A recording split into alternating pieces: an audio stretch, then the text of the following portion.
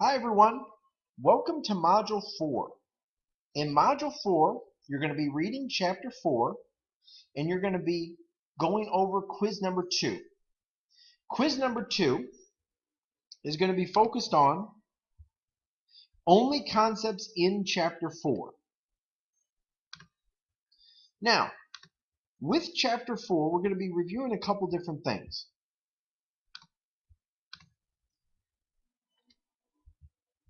Chapter 4 is going to be dealing with price floor and price ceiling. And when we look at a price floor is a legal minimum that can be charged for a good or service. Whereas a price ceiling is a government mandated highest price that can be charged for a good or service.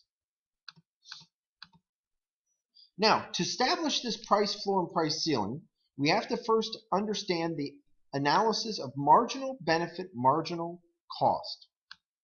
And when we look at this graph right here, marginal benefit is looking at how much someone's willing to pay for a particular good or service. If you look at the demand curve, like right here, you'll notice like Tom or Teresa, she's willing to pay $6. Tom's willing to pay $5. Terry $4. Tim $3. All of these people have a certain willingness to pay, but they only have to pay a certain amount. So let's go to an example here. Let's assume the price is $3.50. Now, we want to see how many people will want the good or service at that particular price. So Teresa was willing to pay $6, but she only has to pay $3.50. So her consumer surplus is going to be $2.50.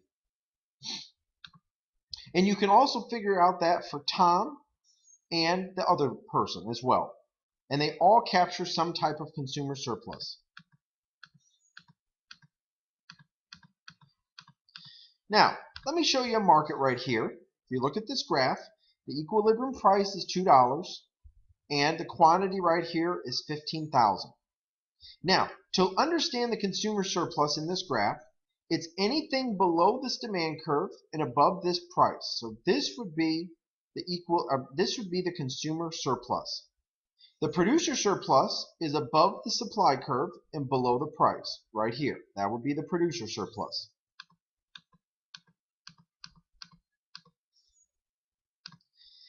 Now, let's establish the price ceiling and price floor from the consumer and producer surplus. In this graph, you notice the price floor that the government has set is $3.50. That means the price can never go below that particular point. The equilibrium price is $3, which means the government has to get involved in the market, as the price can never go below that point. So the government has to support the price level of $3.50 right here. And then at $3.50, you'll notice a shortage will exist. A surplus will exist. There are 2.2 bushels available. There are 1.8 bushels that people want. The difference right here is the actual surplus. And given the surplus exists, you'll notice that the government has to get involved in markets to buy up the excess surplus. Now, if we look at a rent-controlled situation, the government states prices can never go above the ceiling. So in this graph, the equilibrium price is $1,500. So prices can never go above that point. However, the government states the price can never go above 1,000, but the equilibrium says 1,500. So when you look at this, you're looking at the concept of rent control and how rent control influences decisions that we have to make. So for this week, let me show you where your quiz is at. You click over here on quizzes. You'll see quiz number 2. When you click on quiz number 2, you have to begin quiz number 2 at that point, as you only get one attempt. If you have any questions, please let me know, but make sure to keep referencing the course schedule, as all your work will be due by Saturday night.